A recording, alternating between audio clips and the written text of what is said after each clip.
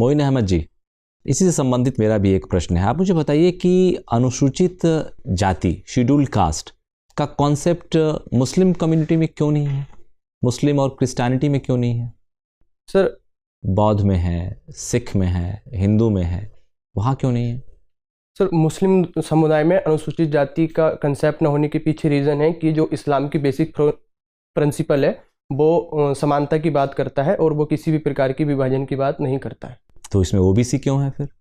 Sir OBC की जो प्रक्रिया है वो भारत में एक नया हम कह सकते हैं कि प्रतिपादन है, लेकिन हाँ बताइए बताइए। लेकिन जो इस्लाम की बेसिक फिलॉसफी है वो किसी भी प्रकार से लोगों में भेदभाव नहीं करती। तो अभी तो डिमांड चल रही है कि शेड्यूल कास्ट का भी दर्जा होना चाहिए मुस्लिम कम्युनिटी में से कुछ लोगों को, अभी तो डिमांड चल रही है। तो आपको लगता है कि आपने जो लॉजिक दिया उसके हिसाब से वो इस्लाम के अगेंस्ट होगा? अगर मुस्लिम कम्युनिटी में एक पार्टिकुलर सेगमेंट को अगर शेड्यूल कास्ट की श्रेणी में शामिल कर दिया जाएगा तो ये it will be in conflict with the principles of Islam?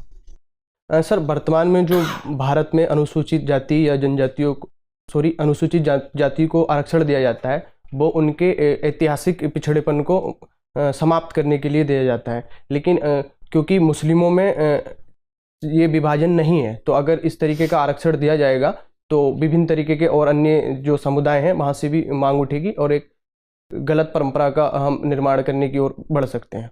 ठीक है,